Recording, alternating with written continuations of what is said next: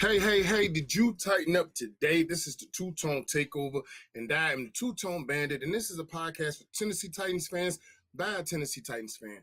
Pull up and represent that two-tone blue the way that you want to. This is a fan-based community built just for us, a place where fans can have a voice. On today's episode, we're talking recent signings, draft message, joint practices. But before we get started, do me a favor, lock in, subscribe, tighten the hell up, and let's get to it.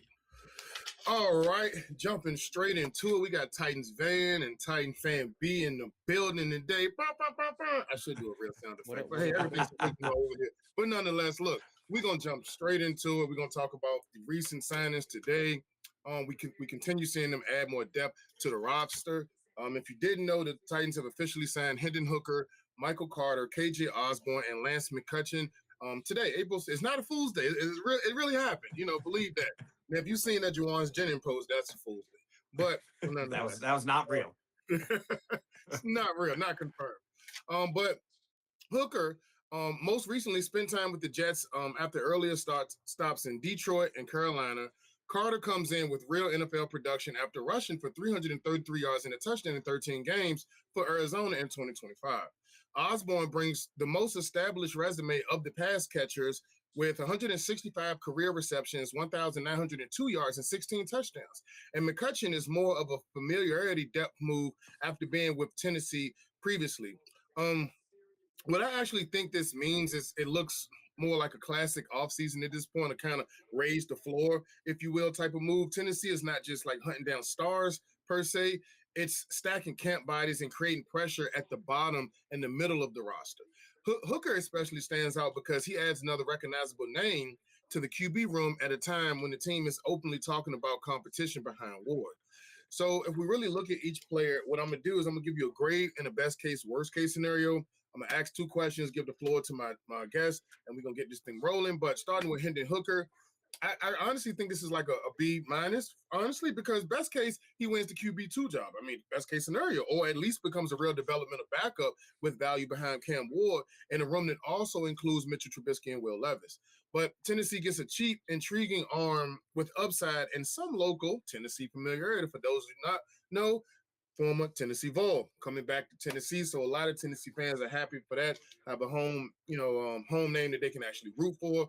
But worst case scenario, he's just another camp arm, gets buried in the backup competition, and never really becomes a meaningful part of the 53-man plan. He has only appeared in 3 NFL games, so the resume is still very, very thin. Now, moving on to Michael Carter. I'll give this like a solid B plus in the best case, because in the best case scenario, he becomes a dependable RB2, RB3 type who gives the Titans useful carries, pass game flexibility, and veteran depth. He is the most immediately useful of the 4 because he's already had real NFL backfield production. And the team signed him after he played for both the Jets and Cardinals in his career. Worst case scenario, he ends up just being replaceable depth, loses touches in a crowded room, and does not separate himself enough to become more than just an emergency option. So we're looking at now KJ Osborne. I'll give this a solid B. I think the best case, he becomes a steady veteran receiver who helps stabilize the lower half of the wide receiver room and gives Cam Ward a trustworthy secondary target. Of the 2 receivers signed, Osborne comes in with the strongest established NFL resume after prior time with the Vikings, Falcons, Commanders, and the Patriots. Worst case scenario, he just looks like a veteran, insurance only, gets passed by for the younger options, and ends up being more of an off-season camp presence than an actual in-season factor. And the final signing of today is Lance McCutcheon. I give this a C plus, honestly, because best case scenario, I think familiarity, helps him stick, and he surprises people by carving out a back end roster role or practice squad spot that turns into game day opportunities. The Titans already know him from last season, so there's at least some type of continuity there. But the worst case scenario here is he's simply a camp body who does not survive the roster. Just get cuts once the 4 receiver competition actually plays itself out. So with all of that being said and being divulged into you, I wanted to go ahead and prompt these 2 questions, one at a time, and then I'm going to give it to the guests. So first questions I got for you, fellas. Out of these 4 signings, Hendon Hooker, Michael Carter, and KG. I'm sorry, I said Hendon Hooker. They're the same person. I'm sorry. Hendon Hooker, Michael Carter, KJ Osborne, and Lance McCutcheon. Which one do you think has the best chance to actually matter on Sundays for Tennessee? We're gonna go Vance and Fan B, just straight left to right. But yeah, which one do you think actually has a chance to matter on Sundays for us? How you feel about it, Van? Take the floor. Man, I think your grades are pretty spot on, to be honest with you. And I think for just the immediate reaction for me, I feel like it's Michael Carter. Michael Carter was drafted in the fourth round to the New York Jets. And in the first two seasons of his career under Robert Saleh as the head coach at the Jets, which was 21 and 22, he started 21 games. This guy has legitimate NFL experience, and he has experience being the starter in a backfield. Now, he wasn't elite. And when Brees Hall came in the 2023 season, he took over the starting role for the Jets, and we know where that is, right? Brees is still there, and Michael has moved on to a couple different stops now, including the Tennessee Titans backfield. But what I do like about that signing is the depth piece of it. Immediately coming in, Michael Carter has actually more experience in the NFL and in a backfield than Tajay Spears and Khalil Mullins really combined. And the only other piece we have back there is Chestnut, who, Chestnut's a depth guy and a great special teams guy and has been around for a long time, knows the system. And I'm sure Bones Fossil probably loves the guy and brought him back. And that's one reason why they wanted him back. But if you look at the future of the running back room, knowing that we have Pollard on the last year of his contract, Tajay on the last year of his contract, I think what Carter does is he brings in some experience into that room. He also brings in a competitive background into camp that, like you said, can raise the floor for the depth of our roster, and especially the depth of that running back position, because the Titans don't know what they have in Mullins yet. He was, injured, and he suffered with injuries. Granted, we drafted him, but he won a high draft pick, so he's still developmental, and we really don't know what we don't know. So, the other pieces are good, but I really feel like Michael Carter has the best opportunity to come into camp and really prove himself and be a piece that actually provides some depth and some good spot work for the Titans. Awesome. All right, Fan B, talk to us, man. How you feel? Are they gonna be an impact for us on Sunday? It's gonna matter. So here's my thing about it. I think that they're making it to where nobody's comfortable on this roster. If you look at the whole picture, nobody's comfortable on this roster, and that's the best way to do it because then it's going to bring out the best of everybody. If you look at the running backs, like you said, to Van's point, Tajay's on his last year. Last year, usually players try to show out that last year and try to get a good contract somewhere because they got to put their best film on tape. But they're not going to make it easy for Tajay. They're not going to make it easy for Tony. They're not going to make it easy for somebody, just Khalil Mullins. They're not going to make it easy for them. So what are they going to do? They're going to make it to where, okay, let's make it competitive. That's what we want to see. We want to see competitiveness. We want to see come out because to me, I think the best signing is really KJ to me, only because KJ is going to bring out the best in Alec Ayumanner. He's gonna bring out the best in Chimray. He's gonna bring out the best in Calvin.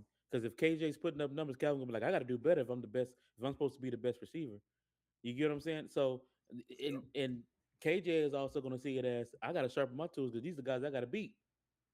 you know. So Yeah, to them, it's more like Boganzi's looking like, okay, y'all think y'all comfortable? Nope, it's not. Don't nothing's guaranteed right now. So you better come yeah, out there. Same thing for Mitchell Trubisky and Hendon Hooker, because right now, but Boganzi's looking like to me. I think Boganzi's looking like if fail safe. What is my self fail safe? Like if anything else, if something fails, I got a backup. I got another backup. I got Hendon Hooker and I got Mitchell Trubisky. Which one is going to happen? And yeah, in his eyes, that's what he has to look at the whole thing. If let's just say, perfect example, it's kind of like the Colts situation last year when the Colts got in seven, they were up 7-2, and then Daniel Jones got hurt. They were like, well, what are we going to do now? you know, and it started crashing. So you started thinking like, okay, so if if if their GM had planned better, he probably would have got a better thing. At that point, they leaning on Philip Rivers. They have to depend on the guy coming out of retirement. So I yeah, think right now for him, it's more like camp bodies too, but fail safe. okay, what are we gonna do now? Because to be honest with you, my favorite signing, and they had to see something in what's the guy that got McHutchison for him to come out McCutcheon. of retirement, McCutcheon for him to come out Yeah, of retirement and say like I want to play for the Titans. That's a big thing for me. That's a big thing for me because a lot of people don't just come out of retirement, and on top of that too, want to come to the Titans like that. So as a fan, I see it. So for that's big for me, but also too, KJ was the best signing for me because it's like, it's screaming. Okay, if worst case scenario, he's right there because be honest with you guys, I've been watching the guys. I've been watching since they make these signings. What I see is a lot of people coming in. I see Xavier Restrepo working. Like I saw him working out of there, but I'm like, okay. And then I saw all the guys working. Even what's this Slotman? I saw him working out, throwing weights around, and I'm thinking, okay, I see this guy working. I said, this is what I like to see. I don't like to Yeah. see comfortableness. I Yeah. don't like yeah. to see people standing still. So when I'm seeing you working, I'm thinking, okay, and number Uno is out there working on his footwork already. So Hmm. you see it coming together. I see it coming together. And yes, we Yeah. still need a center. I'm not going to sit there and say we don't. But what I do see is that I feel like this training camp is going to be a lot more competitive with a lot of more people coming in to fill those slots in. And that's what I think all these signings were about today. Because I think Baganza is looking like, okay, we need somebody, we need camp bodies, but also too, we need people to make it competitive. Because these guys are looking for a job and they're not gonna lose their spot at the NFL just for nothing. Hinder Hooker just waiting for that opportunity. He's waiting for the opportunity to show his his talent. He's waiting for the opportunity just to say, "Hey, I'm healthy this year, and I'm back, and I'm gonna, it's not gonna, I'm not gonna, I'm coming for you, Mitchell Trubisky. What you gonna do? We already know Cam Ward's a starter, but we know, hey, that second spot is up for grabs. Yeah. Who gonna get it? And you gonna feel Yeah. comfortable. You may think it's in your pocket, but if I see something in this guy, you Mm-hmm. know, same thing that for Restrepo. Restrepo might be up there, and that's why those guys like Julius Chestnut and what it really sends a message to me is saying like, okay, those revolving door players that we always get, no matter what coaching staff is in, uh, aka Mason Kinsey, Yeah. Julius Chestnut. Your time's ticking. Look at your watches. Yeah. The time is ticking because So look right now at you. you got more competition coming in, and there's only a certain limit of spots. So yes, you can join that practice squad, but hey, you got more competition in too. So it's Mm, like to me, it's really not necessarily like camp bodies, but it's much simply like okay, let's throw some people out there. These guys are looking for opportunity too. Because if KJ born, let's just say KJ start catching everything, it's gonna be it's gonna be a different story to say, hey, who's gonna get time on the field now? mm, And yeah. he No, started you're right. catching wild catches, and he could do it. That's the biggest thing about it. He could do it. And here's the crazy thing about it: we haven't even got to the draft yet. So those players that's coming in too, they're gonna be biting at the chump to get to a spot too, get play PT. So he's just already building a competitive camp to let everybody know, hey, this is real. Well, y'all better get Yep. ready. Tajay, you better get ready. Julius Chestnut, you better get ready. Mason Kinsey, you better get ready. Xavier Restrepo, you better get ready because guess what? At this time right now, it's It's it's ending. it's time. I felt like I was Yeah. listening to TD Jakes just then saying, "Get ready, get ready, get ready, You get better ready." get ready. You better get ready. Everybody, you get a car. You get a car. You get a chance. You better come on Right. That's because a good at this problem time to right have. now, yeah, it's a good problem to have, and I think that's what he's setting up right now. Competitive training camp because right now that's what they need. They need to bring. They're trying to build this culture back. I see the vision. They're trying to bring this culture back to where I want hardworking, good work ethic players. That's the thing. That's what he wants to fit to be the mold of a Tennessee Titan. Hard work, good ethics, football. I eat, breathe, live football. That's what he's Okay. looking for. So that's why I Well, keep in mind when I'm let me looking at these draft picks when people are looking at them too.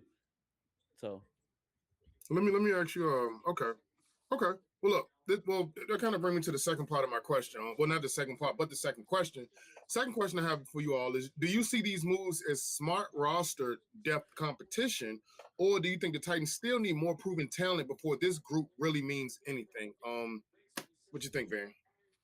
Yeah, I think B touched on a lot of that already to some degree, but I do think it's smart, and I do think what they're doing is building the depth. And Honestly, I think it's pretty good where we're at right now, especially going into the draft and the fact that we are going to have an additional amount of players coming in. And that's going to limit even how many undrafted free agent slots that we can bring into camp.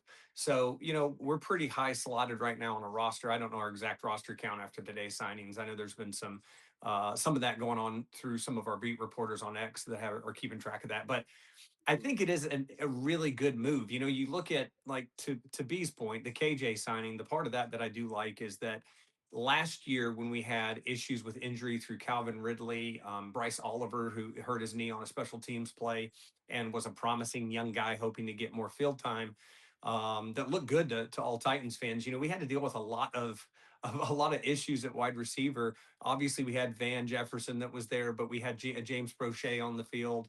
We had two rookies in Ellick and DK that were out there. Quite obviously, we need depth at a wide receiver position. So, Lance McCutcheon, do I think he'll really come to be anything on a game day? I don't know. It's obviously going to be up to that guy, but he's coming back. The coaches obviously believe to bring him back for another season into the depth of the camp battle. So I think that's a good thing. And we do have pieces like Restrepo, who, to B's point, he's out there working and grinding. I think that kid always stays grinding, and he's Yeah, got a heart for the game. So I think that's really good. These guys that have these pieces that are coming in are important to the depth of the battle. That's one thing that this Titans organization has continued to repeat is that we want competition. We want yeah, competition, right? And we want to have it right off the bat. And that is going to only raise the floor of every single individual in those individual group rooms, right? And if you can do that in the individual group rooms, then what happens is the 53 on game day is going to be elevated and they're going to have a higher level of play because everybody is helping everyone get better. The Hendon Hooker signing, I'll touch on that for a moment. I like yeah, it. I think it's a good signing. I think it's a depth piece. Obviously, most people think that the organization is moving on from Will Levis at some point. And yeah, that's just going to be, who knows, right? Even at the owners' meetings, we heard Salah talk about Will Levis, and obviously they're putting out good information and good vibes about their players. They did the same thing about Tavondre before they shipped him to the Jets in a trade, mhm, and I think that's smart organizationally. But I do think that they're not putting any smokescreen up there. I think Will is probably working hard and has a chip on his shoulder. yeah, Um, so as of right now, we got four quarterbacks in that room. I don't even know if we're going to carry three on the 53-man roster like we did last year. So that'll be interesting to see how that develops. But obviously, you want everybody to elevate everyone. So I like the state of the roster where we have it. I like what Borgonzi's doing. You cannot build Rome in a day. But what we are clearly seeing from this GM is a dedication to his vision and to the culture that they want to build. And as a fan, I think we should believe it because the yeah. moves that they're bringing in are proving it. So I like it. Cool. You So got to agree. to Van's point there too. Um, what he touched on was important to me. And low key, this is just a theory of mine. I don't think the Titans really liked how Will Levis left the team last year. Hmm. I don't think they liked how he did it. And to be honest with you, I think Will Levis thought he was going to beat out Cam Ward. I thought he had. I think and you can't blame him for that because everybody thinks they're in the NFL level. You got to think you're something on an Yeah, NFL level. So I think I honestly thought that he had a chance to beat out Cam Ward, and once he saw that he wasn't going to beat him out, he was like, okay, I'm going to take my surgery now. And I think yeah, they didn't like that because it's like, well, why would you? What was you here if you could have just took surgery a long time ago? You could have just started a long time ago. But I guess mhm, he thought that he was going to beat it. He thought I could beat him out. If I can beat him out for a starting job, then I can wait. So yeah, I think that left a bad taste in their mouth. That's one point I see. I mean it's made a theory of mine. Man, I'm not going to sit there and say it's true. I'm going to yeah, say I think that's what I'm seeing and what I'm feeling. That's what I feel about that situation. Um, but I don't blame Will Levis's work, and he's a I like his work ethic too. I see him working too, throwing the ball out there, getting his reps in how he can.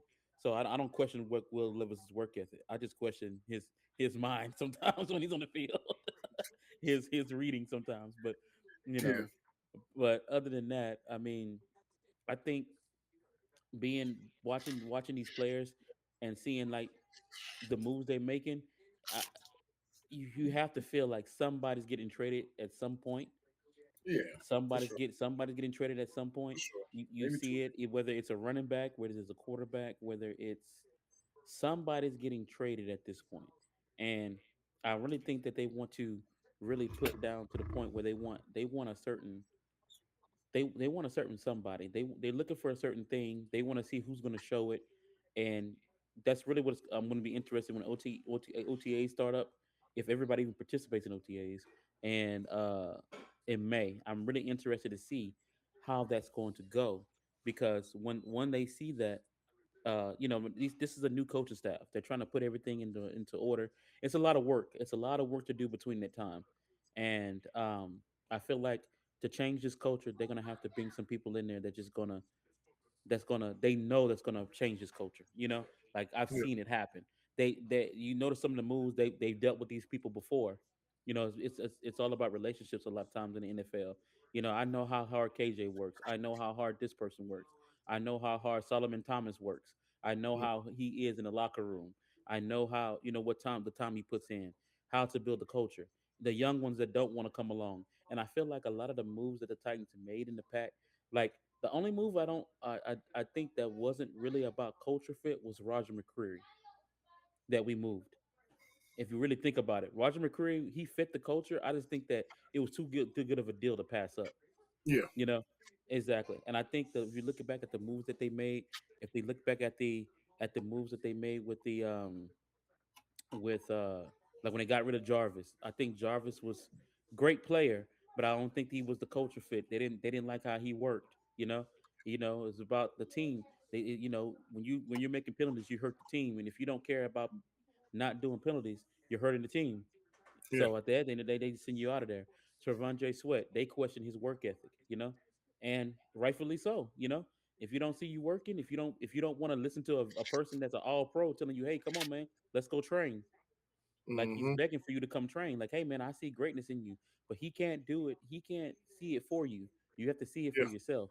And Yeah. I think that was the thing with Javante Sweat. Do I think and you talking to a Texas guy? I'm a Texas Longhorn fan, so I love Big Sweat. But it was just like if you don't see it for yourself, I can't make you do it. Hmm. You got to come out here and work because Jeff knows people that's working. He sees the top guys that's working. He knows who's working. Who know he knows. It's like Santa Claus. I know when you're sleeping. I know when you're awake. So to me, it's like, you know, and I'm a big guy on that. That's me personally as a sports guy. I Yeah. love to see athletes with work ethic. It just brings something to me. It brings a fire to me when I see a guy out there. Okay, let me work on my footwork because I know I sucked last year. Let me do this Hmm. because I know I can do this. I can be better at this. I know this is a time right now. It's a crucial time that people don't understand. It's what you do when nobody's looking at you is what's going to show when people are actually looking at you. They're gonna wonder how the hell did you get so good because of the work you did when nobody was looking. You know, when Yeah. nobody was looking at you. That was one of the things with me with Traylon Burks last year. I was like, dude, Traylon Burks, why I always see him hunting and stuff, and but you see this year, this year I was so happy for him because I actually saw him working.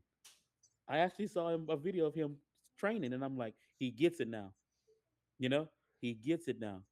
He has to get, he has Yeah. to, maybe too late for us, but at least he gets it now, Mm, because to me, playing in the NFL is an honor and it's an opportunity, and an opportunity can go wasted if you don't use it.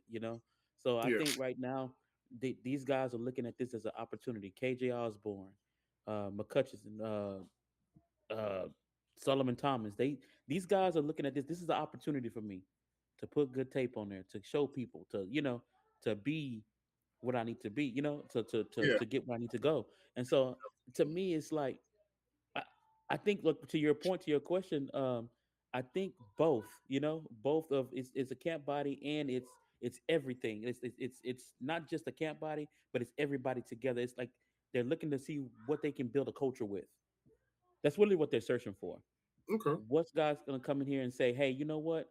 Even Hmm. though you may not produce 2 or 3 sacks, but I know you're a guy to keep the other guys in line. Yeah. Hey, we got to train. Hey, we got to come together. We got to hunt together. And when I'm there, I'm there. I'm ready to go. Stay ready. Okay. Oh, that make perfect sense. I like Kind of like Brandon Graham for the Eagles. I like the way you put all that there. But okay, so speaking of that, that kind of is going to take us into our next segment, and we're going to look at the draft message that Salah had. But I do want to play a clip before we get into that, and that's going to kind of take us into that segment as a good segue. Before y'all start, Yeah. I'll let y'all know I am a big Xavier Restrepo guy. I Oh yeah, love that guy, and I'm gonna tell you why. I was begging for this guy to get drafted by us. I was like, he is like, because to me, when people give him hell, but to be honest with you, you got to look at, if he was the all time yard leader at Miami, you got to look at the list of receivers that Miami has come through Miami, and you're like, he did better than all of those guys in college. And yes, he was in a pass heavy offense, but you still had to put the work in to get that. Yeah. And for your name to be on top of Andre Johnson, uh, Santana, you know, like those guys, like that's Michael Irvin, you know, like, so you Yeah. know, to be up there, it's like something is in this guy. I don't think it's came yet. I don't think people have really seen it yet. But I think once he gets the opportunity, and I think the person to find that in it is Dable. Because if Dable sees that, he's gonna be like, "Oh, you know what? I can use that. I'm gonna find a way to use you. Like, just find you some way to use you. Whether it's somewhere, I'm gonna find somewhere for you to get used." So to me, I think Xavier Restrepo. I'm a big component of him, and I think he's gonna make a roster. I think he's gonna make the roster. That's my hot take. Got you. Now I'm with you on that. I was rooting for him next year. I mean last year, and I'm glad he still has the opportunity to pull out and prove himself. So we're gonna jump into this video, get right back with you, and appreciate you. Stay tuned. All right. The Titans at 4 are thrilled because they have a desperate need at pass rush, and they have their choice now of 2 of the 3 best pass rushers in the draft.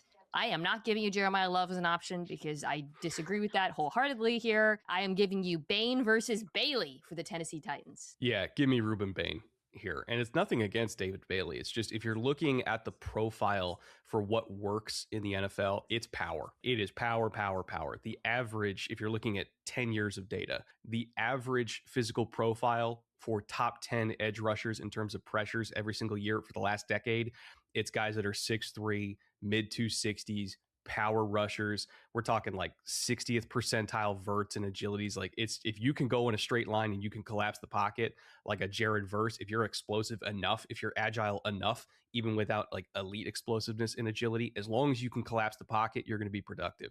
That's what Ruben Bain does. And oh, by the way, he also has bend too. I'm not really worried about the arm length, because if arm length was an issue, he probably would have shown that to be an issue sometime in college. Guys that had longer arms than him, that weighed more than him, were still helpless against him. He has unreal power. He's got great bend. He produces. Like, I don't really know why we're overthinking this one. He's going to be a really, really good NFL edge.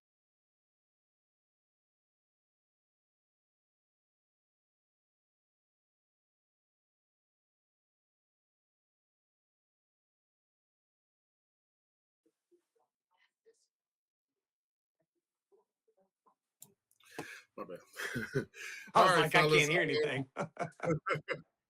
All right, fellas. Y'all, everyone heard the video. Everything was okay on your end. Everything good? Yeah, I heard it. So before we jump into Salah's draft message, and that's why I wanted to bring that up, because I mean that is one of the draft prospects. What is your feedback? Just give me your takeaway on what you heard there, real quick, and then we'll jump into the draft message, which I also have 2 follow-up questions about that as well. But just based off of that video, give me some feedback. Titans Van, take it away and respond to the video. Tell us what you feel about what you just heard.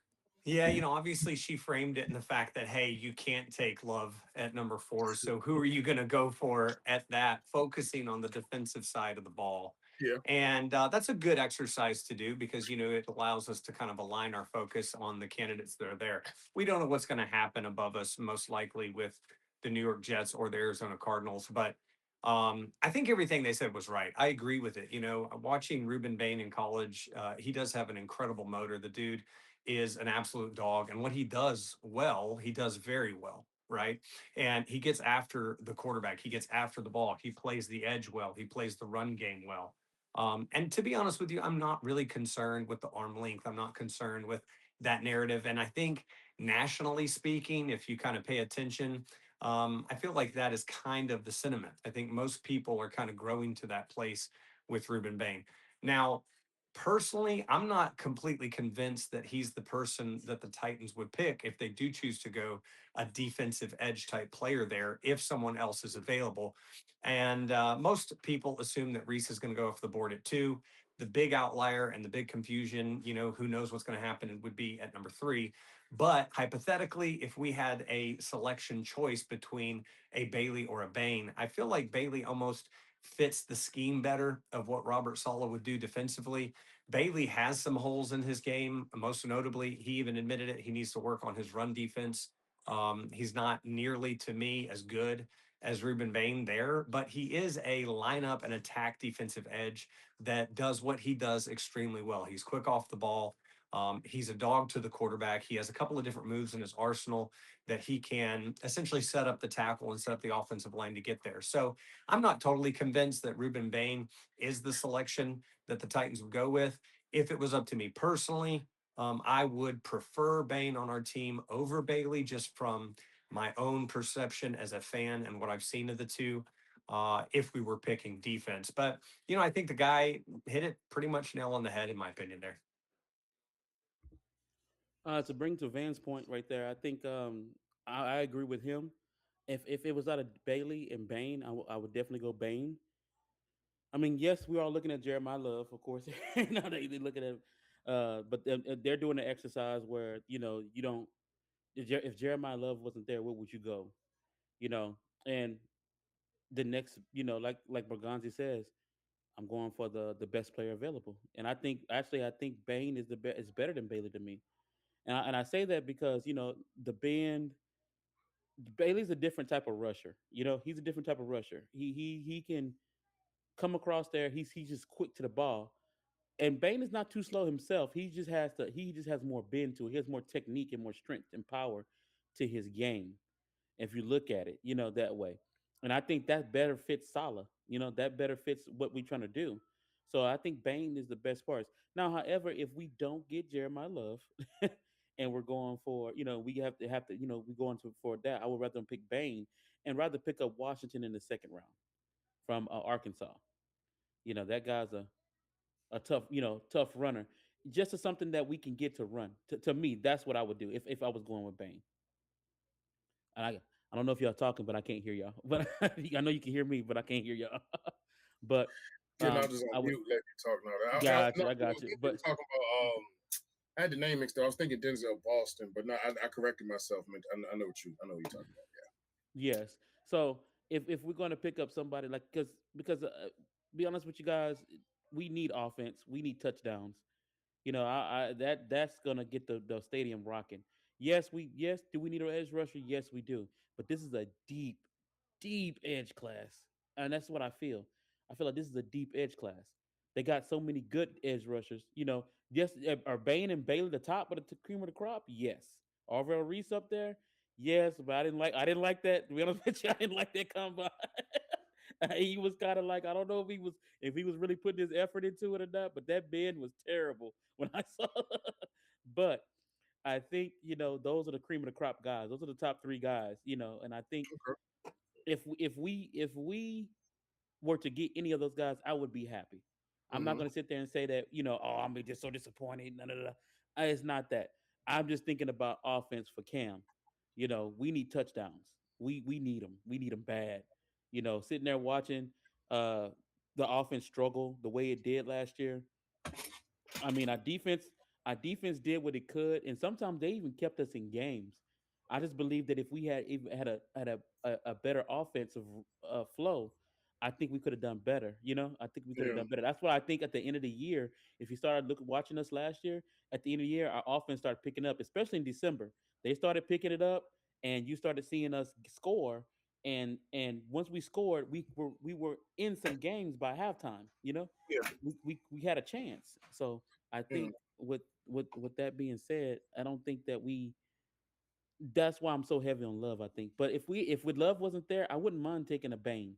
A Bane is awesome, man. The way, the power, man, the strength, and just imagine that with Jeff and JFM, and Mm.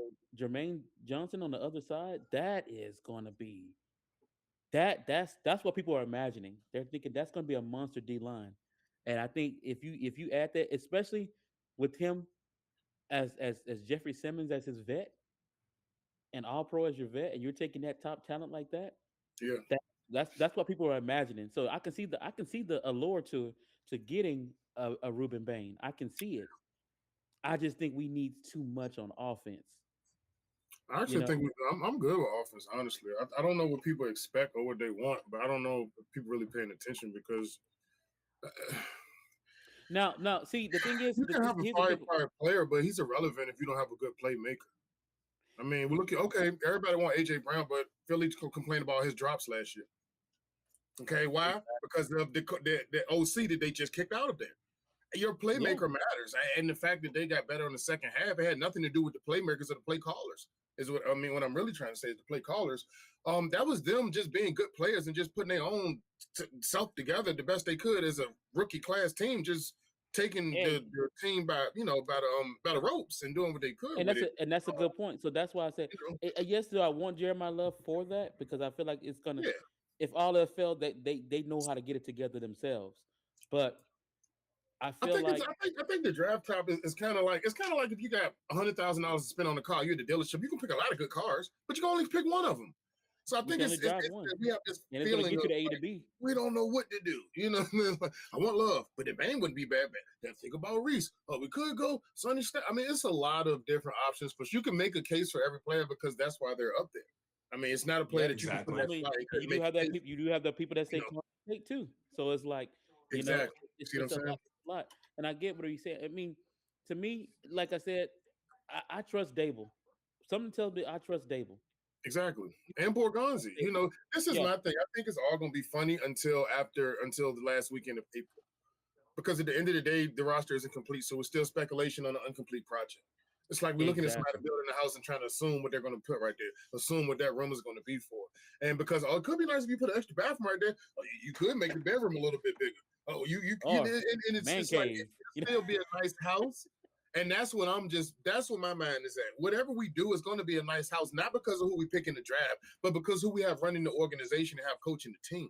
Yeah. That Exactly. ultimately trumps whatever we do with the roster because a good coaching staff can bring up a mediocre team.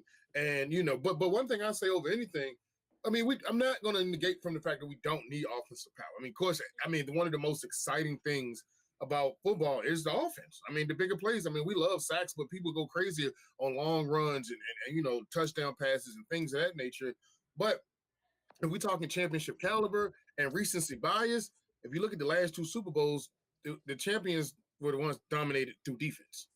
So Mhm. as high powered as the Chiefs were, as high power, and I think the Chiefs were 15-2 that year when they lost to the Yeah. and so good team, 15-2, can't stop the defense. Look at the Patriots going in, and you can say, they had an easy schedule. Nonetheless, they played who they supposed to play. They beat the teams, couldn't get past the defense. Made Drake May look like a kindergartner just learning how to play football. So Mhm. I want this, but what good would the offense do for us just for us to run into a defense that the offense can't handle? So it's good to have the Exactly. offense, but I also think that so I don't know, but let's look. I'm gonna jump into this, and it's kind of gonna add to what you say, and I'm gonna ask you all these questions, and we're gonna get into it because if you really want to look at it, like I think talking about the draft message and how Salah was looking at it, I don't think that this is. I do think that this is one of the most important things that was said all week at the owners' meeting on March 31st. Robert Saleh said that the Titans are looking for playmakers early in the draft. But he also made it clear that the game changers don't just play offense. See, that matters because it tells you Tennessee is not publicly boxing itself into one side of the ball with the number 4 pick. They want impact, period, across the board. For me, I think this is kind of smart smoke, if you will, because it also sounds real. The Titans know that this roster still needs juice in multiple places, like I was just alluding to. And Salah's wording suggests that they're trying to stay flexible instead of falling in love with one pretty name just because fans want fireworks. If a defender is higher on the board than an offensive weapon, this week message said that they're willing to go that route. But my takeaway personally from it is don't let the outside draft chatter fool you into thinking that Tennessee has already tipped its hand. The real message was not offense only. The real message was find a dude who changes the game. And so with that being said, if the Tennessee Titans stay at 4, do you want them taking the best playmaker available no matter what side of the ball, or do you think it has to be on offense? And now, we can kind of pick up where we left off. But that's what I really want to ask. Like I said, do you think, that you want them to, if they stay right there at 4, to take the best player available no matter which side of the ball, or do you think it has to be on offense? Van, take it, and B, you pick up after him. Hey man, great question. Salah's comment, I think it was on Tuesday, right? Salah's comment was really glaring to me as well, for a couple of different reasons. He's clearly making the statement to the national media that, hey, a playmaker can change the game in numerous different ways from either side of the ball. And factually, that's extremely true. I mean, it can be one interception, one tackle, one sack, one big third down stop, whatever the case may be, or it could be a home run type of an offensive play that an offensive player can do and get you in a critical situation. I think it was Monday that Mike Borgonzi and Robert Saleh also met privately with a lot of Titans beat reporters, and there was a lot of reports that came out of that conversation. And I'll just reference one of those, right? One of those was Mike Borgonzi continuing to stand on his statement with those reporters that they're going to pick the best player available. They're going to pick the best player available. And he kept being pushed and asked in different ways. I think it was by Easton Freeze of A to Z Sports. And his answer was the same. Hey, we're going to take the best player available in this draft. And so as a fan, I think looking at it from the outside, we all have our own rose-colored glasses on in regards to who we feel is the best player. But ultimately, I think what I hope the Titans do is just that. I want them to stay at 4. I don't think it's necessary to trade back. To be brutally honest with you, I think we're at a place in our rebuild of this team where we need to get an absolute stud, as much of a stud as we can. Yeah, we can trade back to 7 or 12 or whatever people have speculated about, but there is no guarantee. I know there's no guarantee top 5 either, but it's far more likely that you're going to hit it on a top 5 pick. And I want them to take the best player available. What it's going to come down to is who that is inside of that building, right? Who that is on that draft board. There was one really intriguing interview with Borgonzi, and I don't remember who did it. It might have been the Schrager episode, but he was talking about the Patrick Mahomes pick when he was with Kansas City. And he was talking about how the one of the scouts that saw Mahomes was really basically pounding the drum for him, and they knew who they were going to pick for a year. Okay. And why that hit me so hard was a couple of different reasons. Number one, this organization in Kansas City at the time, but also Borgonzi, they were that dedicated and that sold, right? And that committed to an individual for a year, that no matter what happened in that college season or whomever the hype train was behind, they felt like that was still their guy for their team at that moment. And they ended up trading up to pick Mahomes. Okay. So it is a Titan fan that made me think that, hey, there's a possibility in all likelihood that these guys have known who they're going to pick. They know who they want, and they feel really solid about it. Obviously, they're going to hold their cards close to the vest. People say this is smokescreen line season, and it is, but I think that's kind of overblown. I did find it interesting personally after the Monday interview where Bergonzi said, hey, we're taking the best player available, and a lot of love hype came out. That on Tuesday, Robert in front of the national media said, hey, wait a minute, it could be both sides of the ball. So it almost felt a little political in a way to me that they kind of knew maybe that was what was coming out of that statement, and that's hyperbole. I don't know that happened, but it was certainly interesting timing. I think for me, this team needs offensive firepower. I don't disagree with you, Bandit, in what you said about, hey, defense wins championships. That's extremely true. However, the thing that strikes me is that the depth on our offense, and it's not going to be fixed by KJ Osborne and Michael Carter and the guys we discussed on the early part of this pod. This offense lacks depth, period. There were numerous times on the last half of the season whenever we were doing our best football and the running game was the best part of the running game that year, where whether it was play calling and we blamed, Bo Hardegree, we blamed the coaches, whatever it was, we couldn't drive the ball down the field to score, period. It would stop, it would fizzle out. We'd have to settle for field goals and hope they were made. There was all kinds of things. So granted, you're correct. We don't need this, super crazy high power offense to be a dominant team. We actually need a dominant defense. But I just think with Robert Sala's pedigree and the coaching experience and what we've added in free agency, we have a better chance at being a top 5, top 10 unit defensively next year as we stand now than we do being a top 5, top 10 offensive unit next year as we stand now. And so if we're looking to kind of balance out our approach, I would personally love to stick and pull Love there at number 4, but I'm going to be happy with whatever we do. Absolutely. Makes sense. I'm with you. I'm with you. So yeah, so to Van's point, he made a great point when he's like, you know, the balance out of everything. So what Salah said to me, it's to me it's the smoke and mirrors game right now. Everybody's playing cat and mouse. Nobody wants to show their hand. Nobody wants to let everybody know because you got to think about it. If you say it out there, the other teams are listening too. I'm pretty sure the Giants are listening. I'm pretty sure the Commanders are listening. I'm pretty sure a lot of teams are listening. So what I noticed about Berganzi last year and how he moves, he might tell you, oh, yeah, we're gonna pick the best player available. Oh yeah, remember last year everybody went off of what did he say last year? Everybody wants a generational talent. Everybody kept saying that once he said that, it was all over ESPN. It was all over everybody. Generational talent. He keeps saying generational talent, generational talent. So to me, it's the smoke and mirrors game right now. And to Van's point, they've done their research. These scouts, he the way that Berganzi's trained these scouts, he's had a year with them. He knows they know what he's looking for. They know what he's going to ask. He's going to ask about your medicals. He's going to ask about what the character is off the field. They know what he's doing what he's going to look for. So to me, it's like if if if if that's the case, he's going to take the best player available, but it's going to be the best available player to him. That's the thing that people don't understand. He may not have finished that sentence off for you. Is if he's going to take the best player available, but it's the best player for players for him. And so I think a lot of people, like I said before, I think a lot of people, no matter what he picks, it's going to be some people are going to be disappointed. Some people are going to be hyped. It does not. That doesn't matter. To me, I feel like I trust him enough to know what this team needs.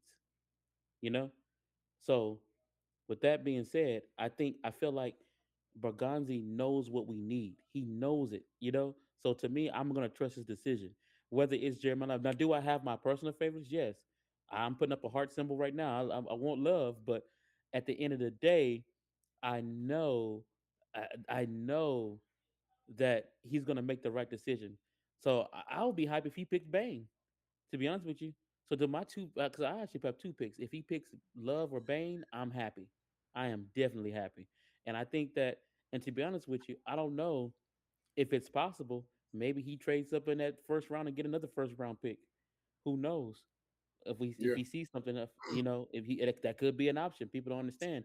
There's a lot of trades that come at the end. There's a lot of teams with salary cap problems. There's a lot of teams that hey, I wanna save a little bit of money. I don't need that many people really on my team, so I can really trade this first round pick and kind of go second round.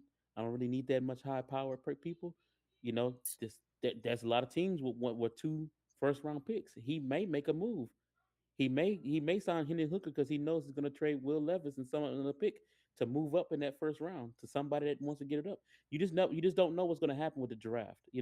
Draft is unpredictable, but these guys, I'm pretty sure when I listen to Berganzi and I hear about his process and how he does, he has his picks up there. He has his boards, he has his different case scenarios, and he's going over with these teams of every different scenario that could possibly happen Mm, up to the draft. And he's gonna make his top three choices of who he feels comfortable with getting, and he's gonna leave with that. And I think I trust his process. I do. I yeah, trust it a lot because it's a proven process. To me, his process is proven by last year's draft when he didn't have that much time to draft all these players, and he mm-hmm, picked these guys, and all of them produced. exactly. Every single one of them, you know. So to me, it's like I trust his process. So for him to do that with that little bit of time that he did have, and then come this year, he has a full year on his belt now. Yeah, I trust Yeah, it. I think I don't know. Yeah, do I want Love or Bane? Yes, I do. But if he thinks this guy is going to be the one to go to, then I trust him.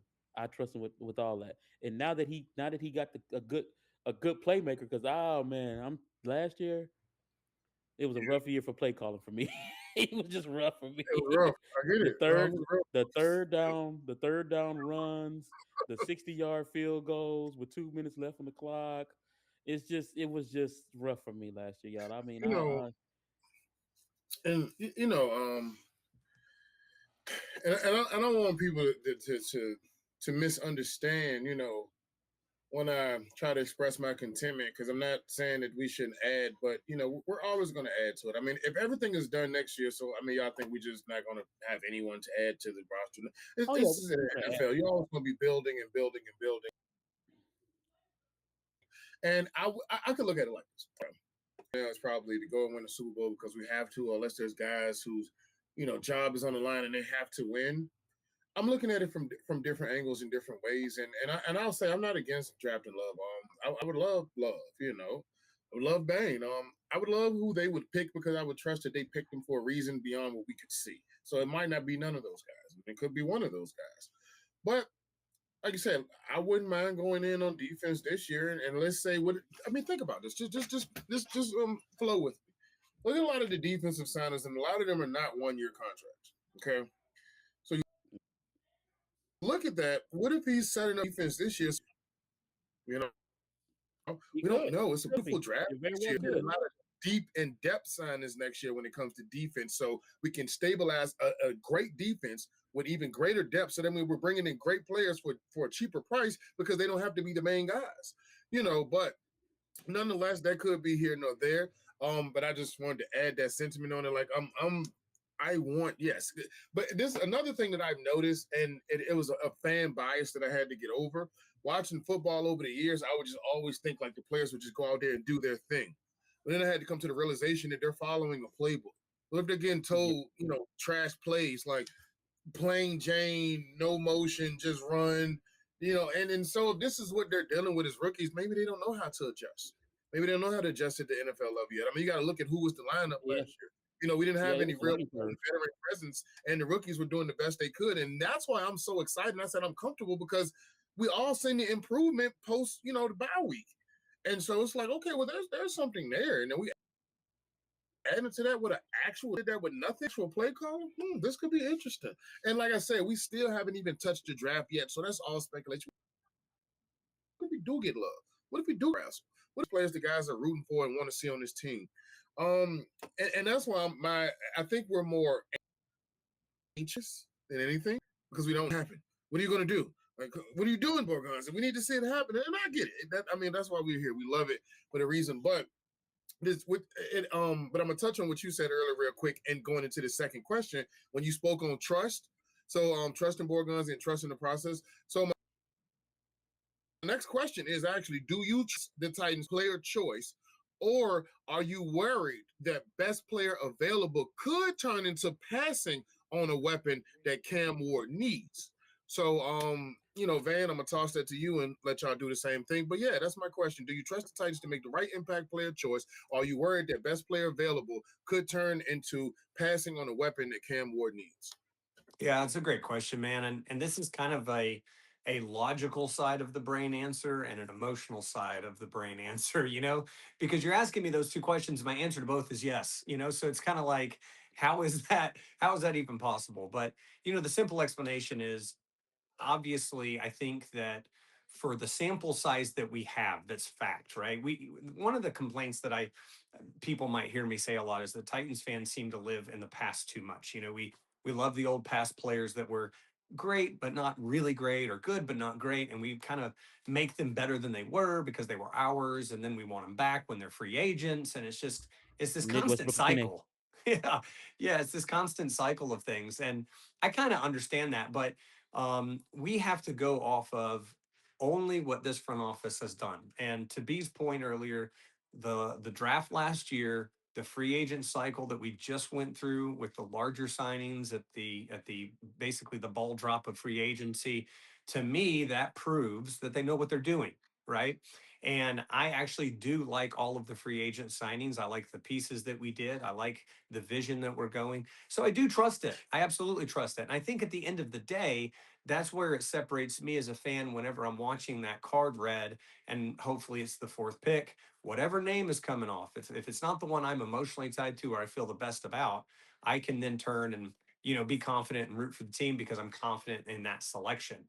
So that would be that side of the answer. The other side of the answer is the only pick I think that makes sense there that would be a weapon for Cam Ward is Jeremiah Love. And I do genuinely believe that would be a very impactful pick for the development of Cam Ward in year two, because it is somebody that is a weapon. And, the more that this draft cycle goes on and this anxiety that you spoke to just seems to either increase or ebb and flow like the ocean waves, most of nationally what's out there is that this guy is either the best player in the draft or right behind Mendoza at the second best player in the draft. And so it is tough to swallow that we would pass on that type of a player, and we would pass on that type of an opportunity to have a massive weapon in the backfield behind Cam that allows Cam to play with that same confidence and that same swag, but maybe not feeling like he has to do it all the time. So, that's that side of the brain. So if we don't choose to go with Jeremiah Love, then I'm going to support it and I'm going to trust that it's the right piece of the puzzle until I know that it's not. And I think Mhm. that's the only thing we can do. Yep, yep. Before you take it, B, I'm gonna just touch on what you just said about Mendoza. Me personally, though, I just want to add my 2 cents in. I think that Love is a better running back than Mendoza is a quarterback. That makes sense. However, but go too deep into that. B, you go ahead, take I your agree. take it away. Yeah. So, what to Van's point, I think my brain is working as this is like his. We as a Titans fan, but I say one thing, like the past GMs, I kind of like question a lot what they're gonna do. But Baganzi, I trust him. I trust him because last year I let's see what this guy has. That year was let's see what he has this year. I didn't know. I was like he didn't have. I don't think he had enough time to really look at everything. But he shut me up. He shut me up when he actually picked the players that he picked, and I'm thinking to myself, you know, this class. I'm like I don't. Everybody was like I don't know about this class, man. I don't know. And then we see Chimere DK take off on scoring touchdowns on kickoff returns, catching balls. Alec Ironman catching, So to me, it's like okay, he has a vision of what he likes. He knows what he likes. He likes production. He likes work ethic. So, and he likes no off the field drama. So he has a type, and so you start thinking he to for him to put that class together and for them to the fan base to already love that class because the fan base really loves that class. I mean, it's proven. Look at the uniform reveal. Three of the players are in it. Gunner was in it, Cam and Chimray was in it. So it's like those guys were just rookies. So you got to think about it like that says a lot, for them to come in like that and the fan base to love them instantly, like off the top like that. So for me, it's more of I trust him and I feel like I have a feeling about like I just want the offense to flow a little bit better for Cam. That's the one I'm concerned about because I felt like Cam last year it was like he needed a break, man. Like I know every fan felt like his dad when Calvin dropped that ball and he just got up and he was like, "Oh my god!" Like he just like gripped his grip, and I mean every fan felt that, and I was like, "Dude, he I felt that in my soul. I was like, man, I feel you, man. I feel just like you. And I felt like last year, can you fellas tell me who was Cam Ward able to play pitch and catch with like that last year? Not Nobody really. consistent. So, yeah, not You know, consistently not with anybody consistent. other than Chig, maybe. And Mm, that's my point. Like it's like, you know, like look at just look at a division alone. Like CJ Stroud can play pitch and catch with Nico Collins. You know, you know, who was over there with Trevor that they traded for him mid season, and he was catching everything. You know, that dude back um, some. even Daniel Jones was throwing it up to Michael Pittman and Alec Pierce. They were playing pitch and catch. So like Yeah. Cam really didn't have anybody to be like, man, that's my guy. I'm just gonna throw it up to him, especially after Calvin really got hurt. So you know you felt it, and to Bandit's point, you had players out there just they're figuring it out. These rookies are trying to figure it out at the same time. Their coach just Yeah. got fired. They're thinking like, well, what I'm gonna do now? You know what? Let's just ball out. Let's just go out and do it the best we can. And so we literally saw them trying to figure it out in real time. If you think about it, figure it out in real time. Mm-hmm. You know, like okay, Mm-hmm. let Yeah. me go, let me do this, let me try something. Oh, let me see what I can get away with. Because what people don't realize is that the tremendous talent that we do have at quarterback. People sleep on it. When you start looking at how he moves in the pocket, how he does the motions, how he do the everybody in Titans fans should know the kid. when when he does that and he's moving around, and he's pointing this way, and if you even hear him mic'd up, he's talking to the lineman. What we got, Kush? Who's over here? Like you can he has command of that offense. And I think that's the Mm-hmm. same thing that Dable saw last year. Like that's not normal for a rookie. We get so comfortable with seeing in the NFL, but that's not normal for a rookie. Most rookies are trying to figure that out. He came into the league knowing that. So people don't understand that's what we're dealing with right now. So I just want to be able to maximize his talents. That's what I want to do. And that's why I'm so big on like love. That's why I wanted love personally. Was like, okay, love can help him, can get a weapon with the run game open. Also, he gives him a weapon to throw to that he can say, you know what, let me go to this guy. He's a weapon. He's a true weapon. And I think love opens up everything for everybody else. So Chimere can get off because guess what? That play action will be something special. Ooh. If we if Ooh. you have Chimere DK running down the field or Calvin Ridley running straight down the field on a vert and you play action and they bite, it's over. Don't forget Because about Cam can Wandell. read it and one Dell cut across. Yeah, exactly. So that's just what I'm thinking about. That one weapon can change all that, Yeah. open up the weapons that we already have, no matter who else we draft. And that's my point. So will I like I said before, would I be happy if we got Bane? And I understand that defense, like to your point, defense wins championship. I would be happy if we get Bane. I'm just thinking about the options that we have if we ever got like if the chance to get Jeremiah Love to see how Dable will use him. Yeah. You You know, know, I can actually I, make an argument there. Like, if we did get Love and we didn't get Bane, like you said, it's such a deep edge class that why couldn't we draft somebody and develop him into our own Bane? It's exactly possible. like what's that kid Malachi?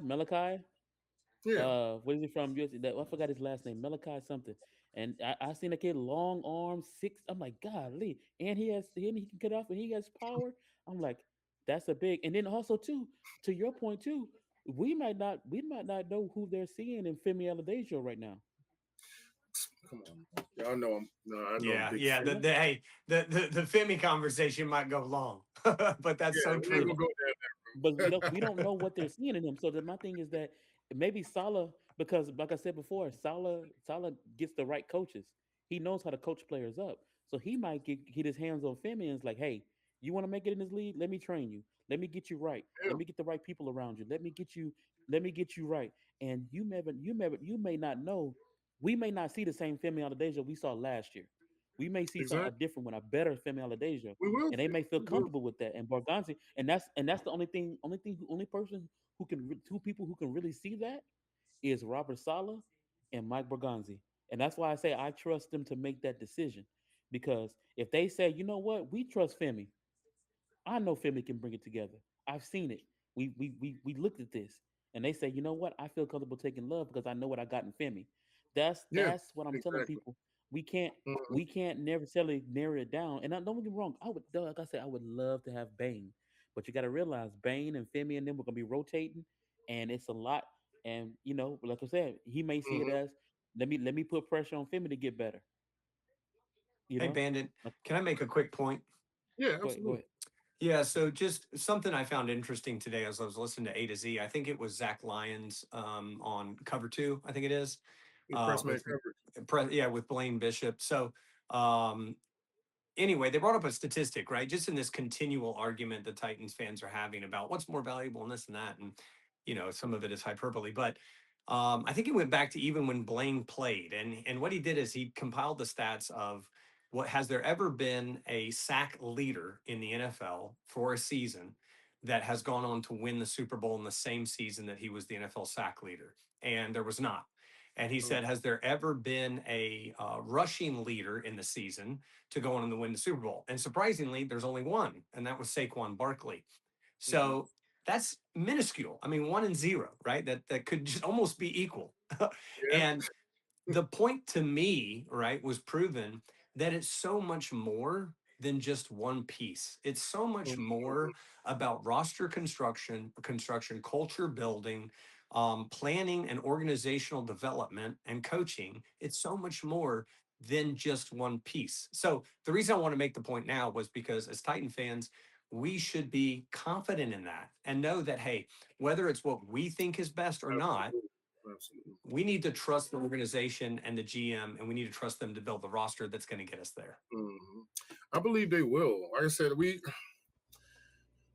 I think a lot of this is just recency bias and just, I mean, we've had a very bad last 4 years. I mean, we're talking about almost half a decade. So, I mean, for a lot of people, that can't sink you into what is ultimately showing the results of the mentality that we have as fans. Like, a lot of us not believing anymore. A lot of us are looking for instant results. And a lot of times you just don't get the turnover in 1 year. I mean, you got to consider that Borgon, speaking to what you said earlier, Fanby, um, Borgonzi came in January last year. And in under 3 months, he was able to evaluate a whole roster and bring in the draft class, the best draft class we might have had in the last 10 years. So that alone speaks volume. And something else that speaks volume is, and like I said, what I'm not trying to do is I'm not trying to downplay the need for offensive, upgrades and power, but I'm trying to more so emphasize how great we already are. I don't think people understand that. And people don't understand it because and I'll go to this right quick and then I'll jump into the next section so we can wrap it up. But um to what you were saying earlier about Cam developing and all that stuff, wouldn't this be the perfect situation to actually see how good Cam was because he didn't have everything around him? He didn't have a good coaching staff. The rookies were trying to figure it out. Like you said, who did he play catch Exactly, to? But exactly. with all of that being said, he still came back in the second half of the season and had the best touchdown to interception ratio out of, I want to say, majority of the quarterbacks that were playing. He was 10-0 with no receivers, like you said, no one to play catch to. A shaky offensive line. No, so how do you go? How do you self-improve? You see what I'm saying? Without anybody you can reliably throw to, you're still figuring it out. You're running a trash offense, and you're still able to come back and manage a touchdown ratio to, I think it was 10 touchdowns, 0 interceptions. I mean, you really cleaned that up from like what, Yeah, 5 to 6 to yeah, 10-0. That's with nothing. So yeah. yeah, how can you not feel good about it? I mean, all of the moves that we've made so far has automatically made Cam twice as good without us even going to the draft yet. And that's how I'm like, when I'm really evaluating, it's really in your face, but I think people want, household name. People just want to do too much too fast. And I think it's a bigger process to that. And then to speak on like us trusting Borgonzi, if you trust Borgonzi, then trust. If I'm Borgonzi, I trust. I hear you, but I know what I'm doing. I picked Finley for a reason in the second round. I trust my pick selection at number 2. My job. You're gonna be a fan for the rest of your life. I'm hired to do a job. So if I don't do this right, I lose my job. I trust what Exactly, I did last year, and I'm gonna show exactly. you why I did it last year, this year.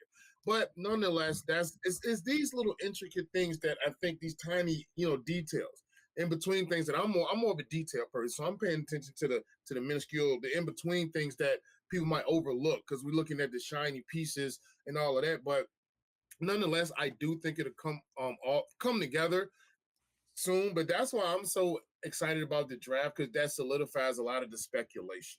Once we get to the draft, we have who we have. Only thing we can do at this point is get ready for practice and maybe have a few veteran cleanup signings. But at that point, your roster would inevitably be looking at pretty much 80% of what it's going to be at that point. And then we're going to have to go back to what I said earlier. Now, whatever we have to rely on the coaching because the roster's here for the most part. And so we're going to have to rely on the coaching to get not only the best play out of people, but the best competition factor. You don't want guys coming in like with a Levis mentality, like we were saying, like he give up on the team, and it's like you don't want anyone doing that. Feel, I'm not good enough. If you're either going to compete or hit the street, like like that's what's going to happen. And so I'm glad to see how. That's one thing. I'm just excited to see that. I'm excited to see the new energy, the new coaching, the new competition, the new pieces, the hung. Think of how many people right now have a chip on their shoulder. Every rookie has something to prove. Cam surely looks like he has something to prove. Dayball has something. Let me touch on that real quick Jimmy has something to prove. because I want to touch on that real quick because Okay. like when you say they have something to prove. Yeah. And to be honest with you, with the roster that you have right now, people got to think about it too. These people are the people that he picked last year. They don't have to train for the draft combine no more.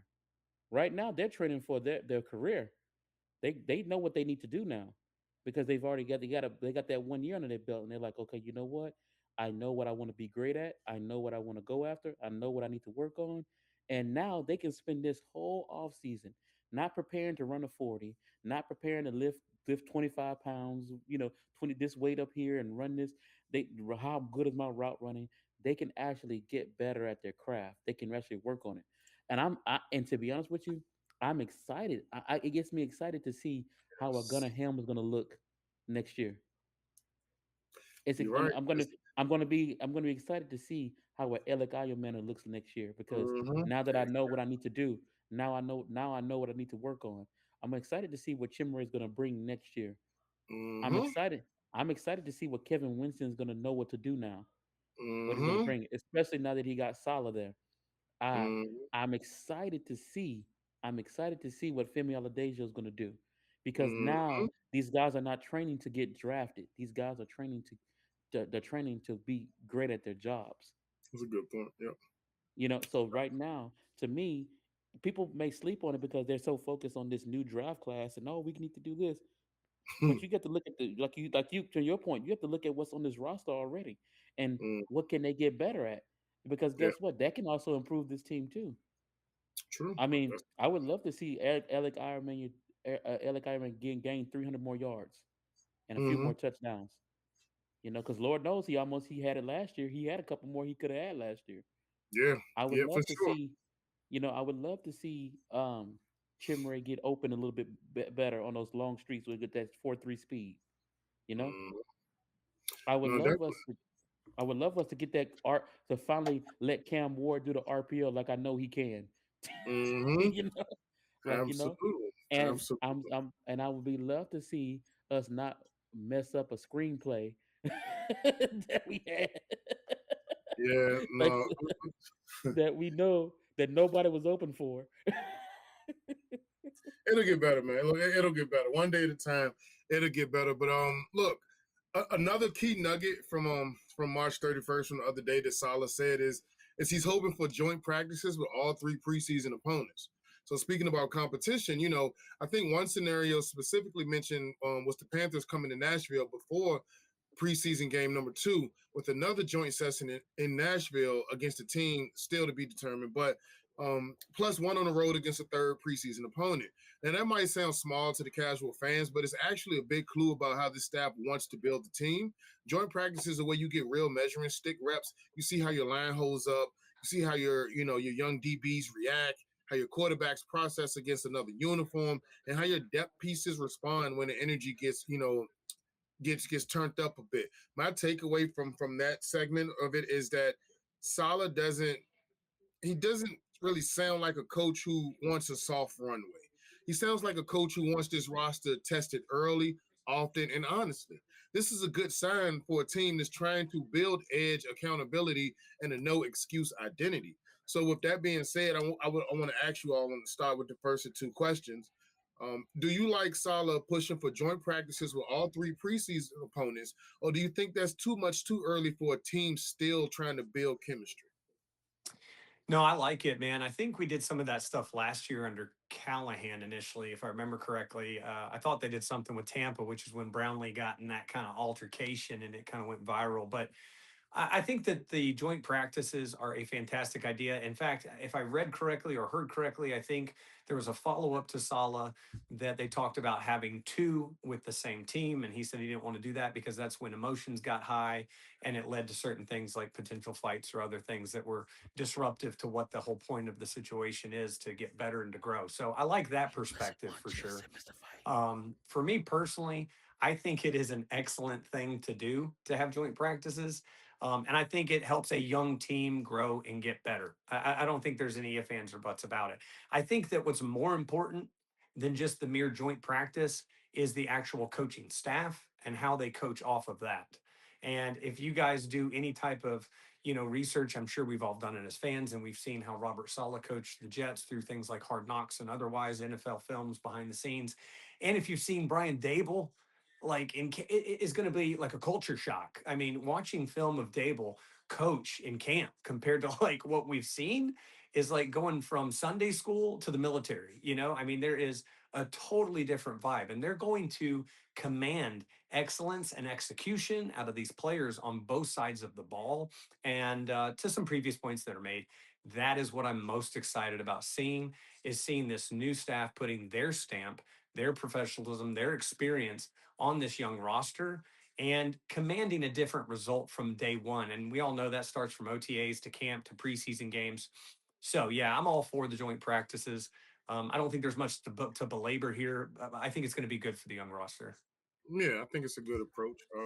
Yeah, absolutely agree with you. Fan B, how do you feel about trying to do this with all three opponents? Well, you got a new coaching staff, so to me, I think it's just a new culture for them. I think it's a new thing for them to do. I mean, you have to in order to change the culture, you have to do things differently. And I think that's he's trying to put his stamp on it to make them to make a how can I say this to make it feel different for a new team. He wants to make this to feel like a new team. So to me, he has to do things differently. As off season, we all know the one of the three things you can guarantee when we do joint practices is that so one of our DBs is going to show a video of them getting burnt. Uh, you know, we got a lot of questions about quarterback play, and three, a Jeff Simmons fight. It's just guaranteed things that we always have on joint practices. It's always a Jeff Simmons fight. It's always something like that happening. I'm So to looking forward to me, number three the most. yeah, exactly. It's always a Jeff Simmons fight, whether it's Buck Rising or it's somebody on the side over there. It's always a Jeff Simmons fight. But I think he's trying to limit that. I think, and also too, I think to a point is he's trying to put in a new system to this team. So for him to do that joint practice, he wants to see it live in action, and that's his way of doing it. I think what you're going to see a lot of is them doing the plays, or the other team doing the plays, and him calling his plays. And then Yeah. when he sees a mistake, he can jump on it right then and there. Hey, Mm, you see this? You see how this was? You see how you got beat that time? This is how you don't get beat. You have to play off of him just like that because that's how he's gonna. It's gonna be different for every opponent, but you have to adjust. He's gonna make his adjustments right there, and that's a part of coaching. Hey, mm, uh, over on this side, Kevin Winston, make sure when you come to crash, you crash at an angle this way. Don't crash straight ahead because that's how you got beat. You know, this is the way you fix mistakes. This is the way you yeah. fix mistakes. You don't want to fix mistakes during the game. You want to fix mistakes during the preseason and the practices and all that stuff. That's how Mm-hmm. you fix the mistakes, and that's how you get them the team to the T to exercise your game plan to the T. So you feel comfortable when you go out on Sunday and you can trust this guy to make that play because you've seen him do it and you've seen him make the adjustment that he needs to make the play. So I think that's the thing about it. Uh, and that's how you're going to build this culture, and that's how you're going to get your system up and running faster.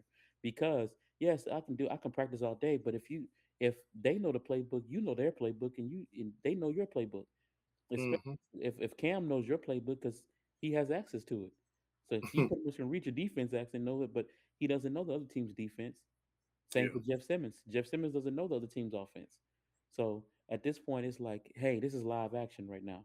This is how you get better. Hey, Kevin Winston, let me take you over here. Hey, rookie cornerback, come over here.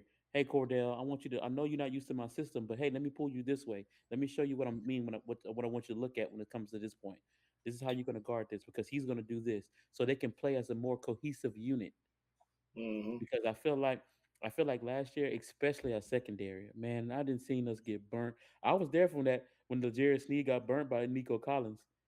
You should have saw me in that stand, man. I was sitting there. I was like, "Oh, we got y'all now. It's 3-25. Y'all not doing this."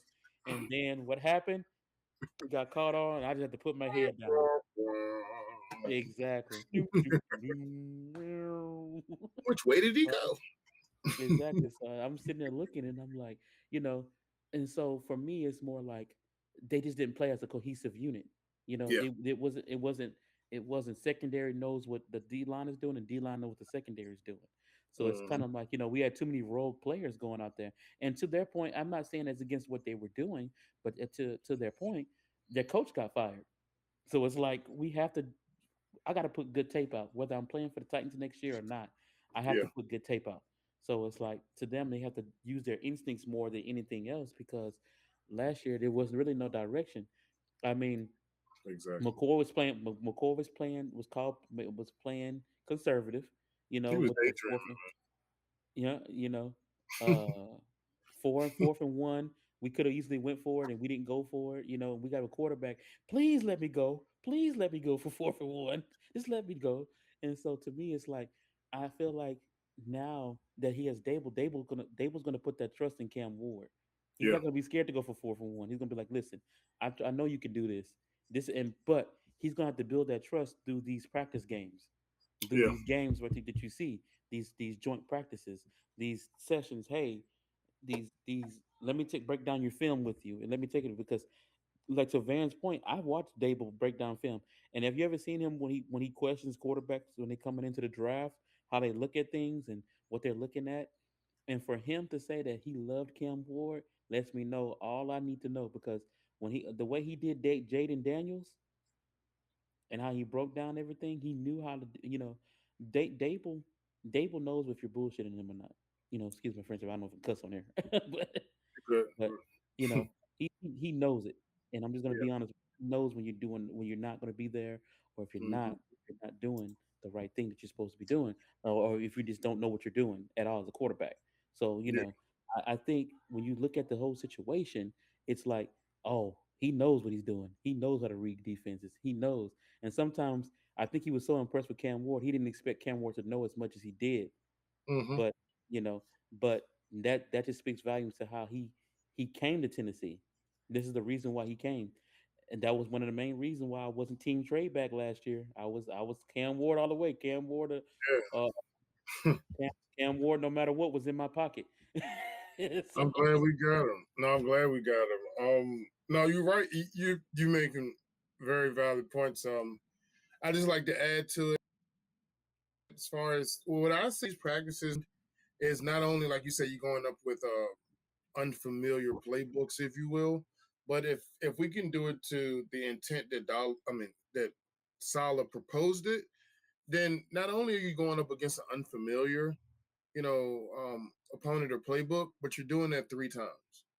So it's not like you do your practice like you some familiar with and iron sharpens iron. And then you go up to, get to go up against another opponent, which is going to give you that real live rep and scenario. But the fact that you'll switch it because now that let's say, oh, we know how Carolina kind of play. We're getting used to practicing with them. Now you got to switch it up and get used to this team next week. And that's pretty much what happens in the league, right? I mean, you play this team and you move on. So you kind of giving them 2 preseasons, if you will. You get them into practice, and then you get to try it. You don't never get to play a team twice. You don't get to practice against them during the season. So the fact that you can practice and implement, practice and implement, practice and implement, and then we can go. I think that's a great scenario. And to extend on that, I'm gonna ask you this last question before we get out of here. hold on. Before we go on there, but to your point too, you have to realize too is that even when they do these joint practices, let's just say you Yeah. do a joint practice in between time, they're going to be watching film on those joint practices. So guess what? Now I get to see how you watch film. This is how I do it because the biggest thing for me was uh, So a great point was when they had Vrabel, a lot of the team was like, you didn't know what if Vrabel was going to call you or not. You didn't know if he was going to be. You had to be ready. You had to make sure that you knew what you were looking at. You had to know everything. So if Vrabel called on you, if you didn't know if you didn't know your stuff, you were going to get embarrassed. And so Yeah. that was the culture that he set. And so I felt like last year with Callahan, they didn't have that no more. It was like we, you know, it kind of didn't put them in a situational football mode that hey I need to know this when I get on the field. I need to game plan like this. I need to make sure I know to hit these key points so I can be ready for the game on Sunday. I didn't think that was enough of that. It was more like, hey, this is what we want to do. Just get it together so we can go on Sunday and play. Not like, hey, I need you to do this as your job. I need you to do this, this, this, and this. If everybody does their job, we'll be good.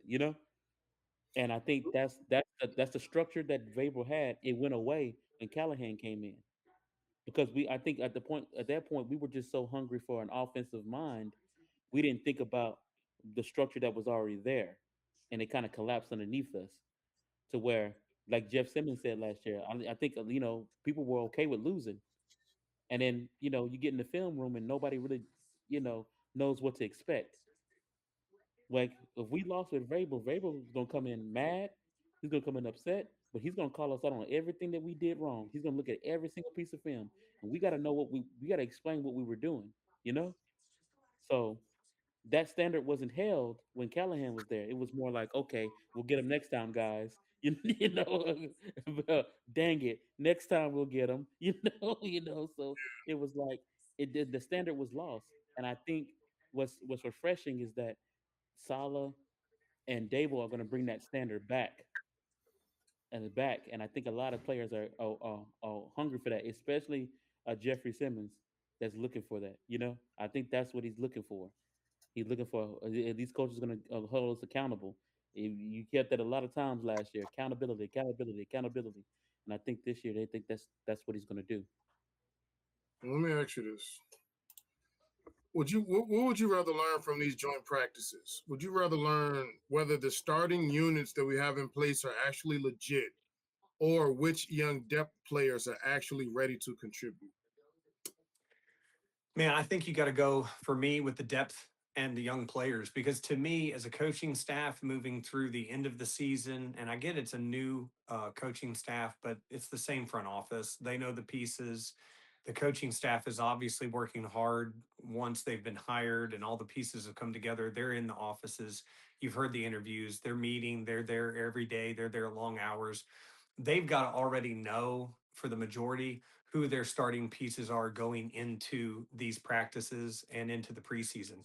For me, what you would hope to see is what the guys at the next level, be it the second level, the third level, what they show from a recognition of the new playbook to the implementation in the plays, um, flashes, right? Any type of thing that you can gain to Yeah. see where that depth is, to see who the next man in line is, or to see what that guy's going to do when given an opportunity, be it, God forbid, an injury or anything else where the player has to come in and make a play. So, I think we really should hope that these depth free agent signings and that these rookies and that even these year two guys that are coming back, like to Fan B's point, right? They're training for their career now. They're not training for this long midseason, or excuse me, long off season from college going into an NFL preseason. I think you want to look for that growth Yeah. over itself. And on top of it, you want to look to see that everybody is digesting the new system and that everybody's flowing. And maybe you come out of it as a coach with a surprise or two, and you say, hey, maybe we have to question whether this guy is going to be competing for a starting battle or if we're 4 weeks into the season and whomever we had penciled in at starter at a questionable, position, maybe like in Titans vernacular, a center or a right guard or whatever we might think, a linebacker. Maybe there's somebody else there that has earned a spot to go ahead and start on that game day and see what they got. So for me, it's got to be the depth. Okay. One other point I actually agree with him too is that we need is the depth because, like I said, last year, if you look at last year, I think the team was comfortable with putting out James Crochet out there and Xavier Strippo. They didn't know what they had really. And I think this is the time to know what you have. And I think the thing about this coaching staff is the number one of the number one things is preparedness. How prepared are we just in case something doesn't work? Okay, you know what? Or like, because let's be honest, and all NFL teams go through this. You're not always going to have your starters. You're not always going to have your starters. Stuff happens in the season. You're never always going to have your starters. This week, maybe he may be out for this week, or even if let's just say we're winning in that last couple of weeks, he wants to rest the starters to get ready for the playoffs. He has to feel comfortable what he has to put on the field. He wants to Dable and Salah want to feel comfortable with what the product that they put on the field. So how do they do that? They got to know what they have. So they're going to the growth that they want to see of the players that they already have, plus the depth pieces that they already that they're getting or getting coming in. They want to know what they have. So that's the more important part because it's also going to help Organzi too in the long run and say, hey, you know what? If we have this depth piece, I know what I can do in the first round next year. I know what I can do with this. I know what I can work with. Or do I need to make moves during the season so I can be prepared for next year? And I think that's a big thing of just knowing what you have as a depth piece, or even the pieces that you picked up. Can I make this a long term piece for us, or do I just keep this 1 year? You know, keep them for 1 year. See what I have. So it's really important because they they really want to. You got to understand they're in a time crunch too because, of course, they want to have a winner in that new stadium. They don't want to have a loser in that new stadium. We're getting a new stadium. They want to have a winner in that new stadium, and that's a big thing. Amy's going to spend right now. Amy's spending all the money. Look, listen, we got to get it right.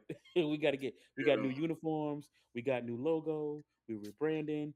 We need. She's going We to spend the spending money money. too. 100 million, Yeah, baby. so she's saying like we got money over here. So she's like, Yeah. listen, what do I need to pay to get it right?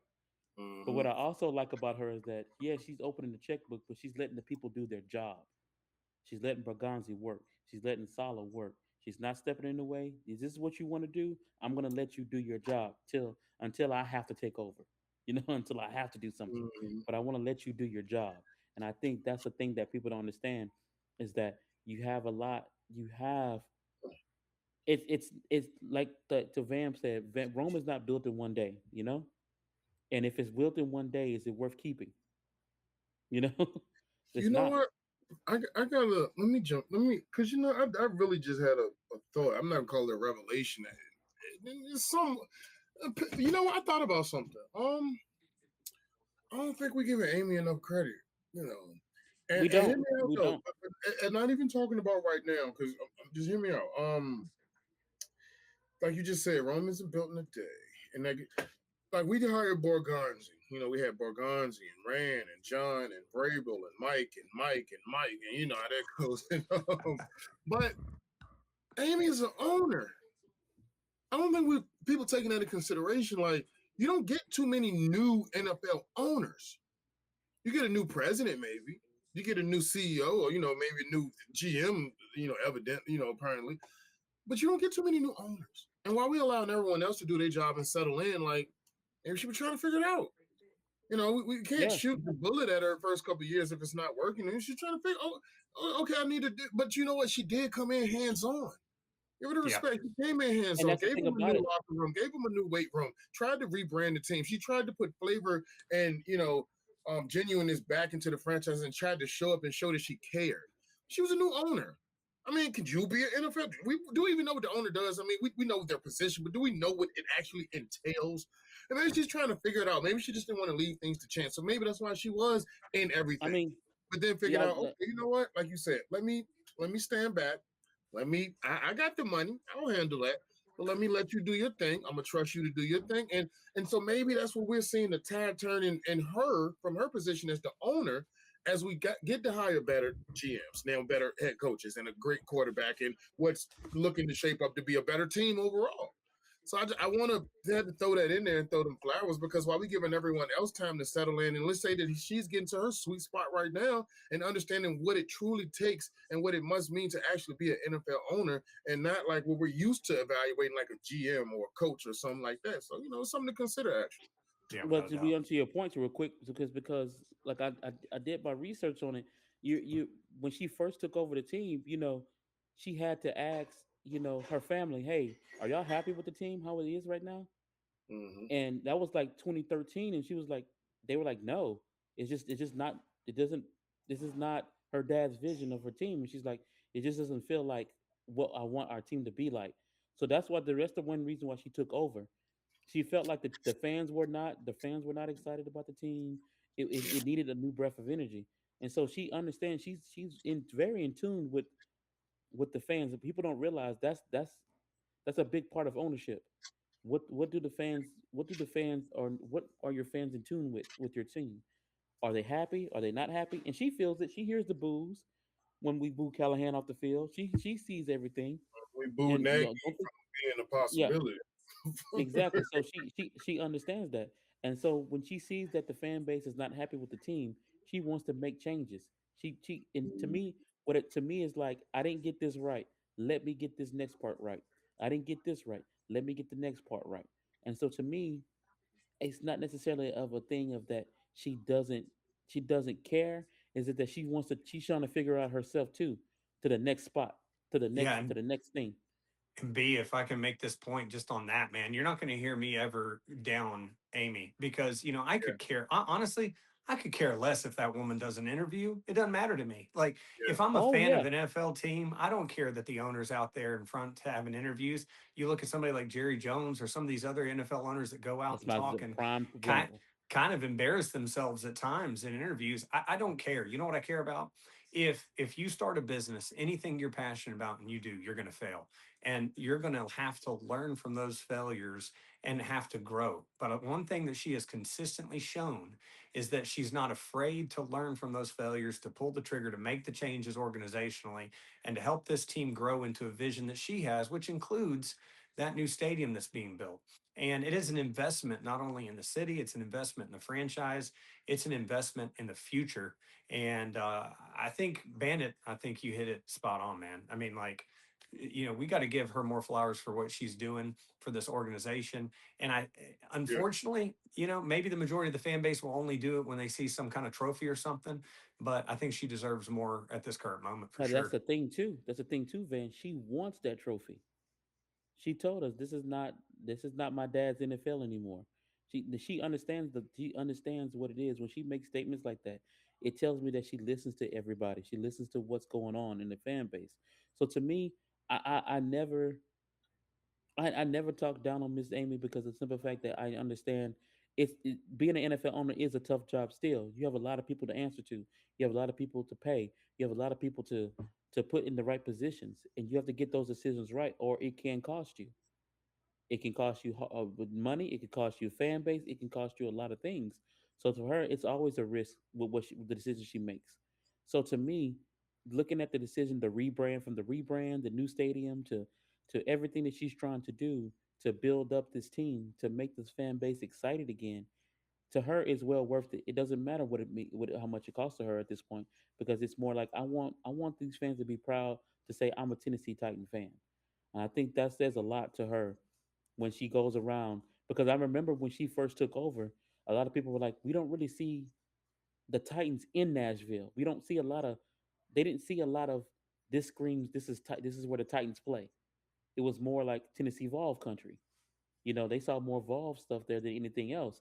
And so to her, it's like, you guys have an NFL team and you should be proud of them. So let me get you excited for this team. Let me get you something that you can be excited for. And that's when Derrick Henry comes in. That's when yeah, AJ Brown comes in. That's when all this stuff comes in the fan base. At that point, in 2020, 2019, 2020, you couldn't tell us nothing, but she had to build it up to that point, you yeah, know? She had to build it up to that point because remember, she was the one that fired Mike Muchek, even though Mike Muchek won a playoff game, because she just knew that it wasn't the right way to go. yeah. So You know, people understand it. to It's a your lot. point earlier, I want to make a correction to your point earlier when you said, I think what you were saying, because you said she came in 2015 in March.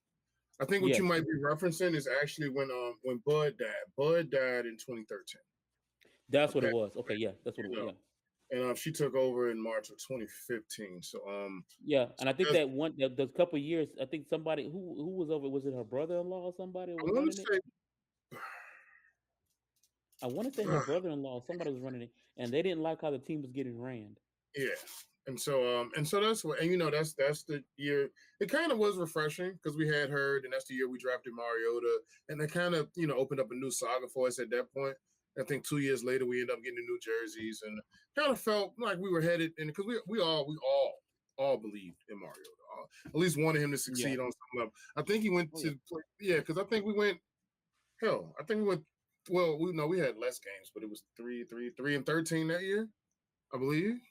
I think we didn't win a Hmm. lot of games that first year. I know that We first didn't. game against the Bucks was he went crazy because it was him and Jameis, right? In the opening, that was two first round, yeah, 1 and 2. Um, but Hmm. but yeah, nonetheless, yeah, I just want to put that out. Well, I wanted to correct that because I just wanted to make sure we had everything solid. It Oh made yeah, me want continuity. to double Yeah, check that. correct me, man. Correct Just me, look because up. I'm Well, sometimes I I'm look up off. stuff. Yeah, I'm sometimes I'm a Um, little off. So I'm like, okay, yeah, that's around that time though. I know, but but yeah, but just so the viewers get the right info. oh yeah, for sure. But yeah, I think but like I said, everything like if anything y'all want to say if we get out of here, you can. But me personally, the new signings, I like the depth. I like the potential of what they can be. I think they'll be more value than not, but it's always a whatever you got to prove it to me lately. So hopefully they do come in with the will to compete and want to succeed on whatever level of opportunity that they're giving. I like Salah's approach. I love the way how their vision on how they want to approach the draft. Like, hey, you know what? We want the best player, but we're not gonna. So it could be whoever. We'll continue to evaluate this roster and this team up to the last minute, or to Van's point earlier, maybe they knew, maybe they knew when they hired Salah, because I can't say last year he wasn't there, but since they've gotten here, maybe they've already gotten into a room and say, we knew we already knew what pick we had.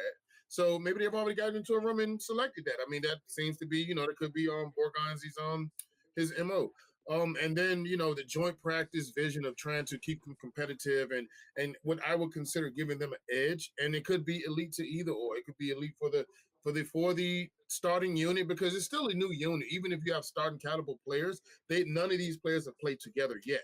So it's a good reason for them to learn how to gel and read and feed off each other's tendencies. And also, like we said, it's good for the young guys to have potential chance to step up without sacrificing real life game action that'll actually count against the team. So overall, it's been a good motion, good movement. We're still doing good things even when nothing's really going on. And that's something else that I think is something that people are underestimating because our team has always not been, the best news wise as far as what's going on with this team. And I don't think there's been a dry moment since the end of this season for this franchise. And that in its entirety is just a whole new aura that I think people feel like it's a mirage. They see it, but don't believe it because they want to. But when they did believe, they got burned. And I think it's just a lot of bias with that. But nonetheless, I've moved past it mentally and emotionally. I've bought in. I'm here. I'm not optimistic to the point that I'm going to be delusional, but I am optimistic based on real life results and what I've seen and what I'm seeing, especially when I can go down the resume of certain people. I can even go off the player's resume from last year, just given that short sample size of how they were able to self improve and figure out a way to at least stay competitive. You can't say that most people came in here and just walked over us. They had to earn it. And there might have been times in the second half of the game where we may have seemed like, oh yeah, well, they got it. And we might have washed away at certain points. But I do like the way that they continue to fight throughout the entire season, even with one of the league's worst records. And that's resilience that you can't pay for. So I'm glad that to be on the team that showed and established that, especially from the people who are considered to be our foundational pieces. So this is great. It's way better than people think, but that's my takeaway. If any of you all got another, sentence or two you want to add, we want to wrap it up. But I'll give the floor to y'all. If not, I'll take us home. But hey, any ending pieces you all got to say before we get out of here? No, man, I think I've said enough. I just appreciate you having us back on the two-tone takeover, man. It's always Always. fun. It's always fun here to connect We're a nation. and for giving us the voice. So that's all I got, man. It's good talk. Good episode. Appreciate you, man. Man, I appreciate you, man, for having me back on, man. Again, I gotta catch the big when the rest of the fellas are here, man. I just been busy, but like Yeah. I said, but like I love to talk two tone with you guys, two tone business, and it's just I think to be honest with you, man, I like how the Titans are playing their cards close to the vest. They give us a little bit to be excited for, but they keep their cards close to the vest. So right now, they're not letting anybody know who they're getting, who they're really letting their eye on. But they have an idea who they want, but they're Yeah. not really letting us know. And I love that because it lets us know that they're taking this very seriously. So to Hmm. me, it's more of a, I'm not gonna let our enemies know what we're gonna go for. You know, I'm Hmm. not gonna know, but I know what I want. You know, so Yeah. you It's know, exciting. and what I'm looking for. So to me, I think this is a well played out off season. I think they're gonna make the right moves. And to be honest with you, I'm just looking for the growth in the production of next year. I'm excited for the growth of production, and I'm looking forward to see more videos of us working out, uh, seeing players catching the ball, seeing players getting excited for this next upcoming season. And I can't wait for that Cam Ward video to drop where everybody's getting together or meeting in Miami or they're going somewhere in Nashville, and you see them all together. You see Alec out there working, all them working, getting their timing together. I can't wait to see that. So when I see it, man, it gets me excited and it gets me ready for the thing. And quick question: are you guys going to the draft party? Anybody going to the draft party? I'm not. I don't know what to do. I wish I had a twin. We could split it up, man. Because initially, my actual goal right now is to go to the actual draft itself. So Okay. I'm thinking about making that trip to Pittsburgh so I can actually go to the draft. And then that popped up later. That's why I was just saying that the draft party. And I'm like, what should I do? What should I do? I think it popped up right like shortly after we had our movement and we all came together, when we had Twitter in a frenzy. And I'm like, oh man, now I met so many great people. Now I got people who want to go to the draft party with me. But but Oh yeah. I'm definitely going to I will tell you I'm going to the one next year. I'm going to the one next year, and I will be going to the Mr. Titan event for the home opener in September. But Yeah. Yeah. I want to go to that. I'm thinking to lean.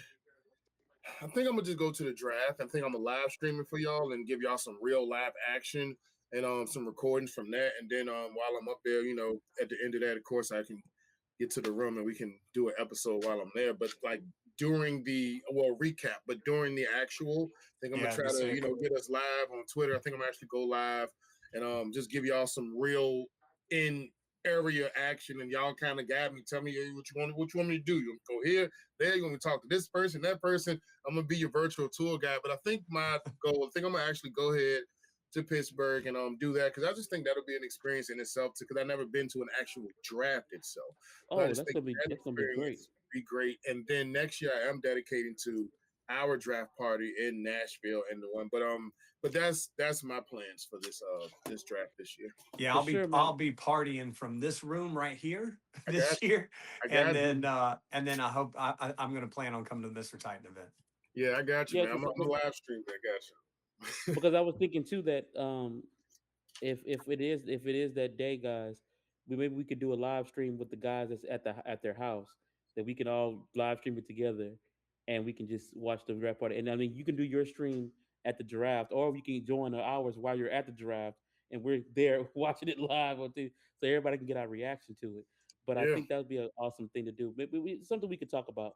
But I mean, because yeah. We definitely talk I about want to it. go to The one draft thing party, but about it's not looking at my plans to go. That's a flight for me, so it's like, yeah, do you I always want to use go? stuff. But I Yeah. really want to go to the home opener this year because it's going to be the Okay. last one in Nissan in the old Nissan Stadium. So it's like True. that's True. going to be the last one. So it's like True. True. True. I think that last and game. I think we touched on it a few episodes ago when CJ was here. That first game and last game. I think that last game yeah, gonna be crazier than the first one because that last game is literally the last game. So last yeah, game. Yeah, yeah, exactly. it's gonna be Uh, crazy. But one thing I will say before I go ahead and read this script out, this platform here I have, I can I don't know, I might set it up to where maybe if we want to hang out on screen, but it'll be won't be pre-recorded because on here I can go live on multiple channels at once. So as we're sitting here talking to each other right now, we could be live on X and have the other guys watching us do the episode and oh, for sure, for Instagram sure. and TikTok. So I can do multiple channels on one. So like you said, we'll talk into it. That's not too much for that. But with all that being said, I just want to appreciate everyone for tapping in and rocking out with us this evening. We want to thank you for Thank watching y'all. and Thank being a y'all. part of this journey because we're building something real over here, a place where Titans fans can pull up, speak up, and feel at home help me get the word out so more Two-Tone family can get a chance to do the same, because everybody is welcome. And if you enjoyed it, do me a solid, like, share, subscribe, and follow. Catch me on Twitter, IG, TikTok at the Two-Tone Bandit. Just let me know how you feel down below. I'll be checking back soon. TTFU all day. Tighten up, baby. I'm the Two-Tone Bandit, and we are out of here.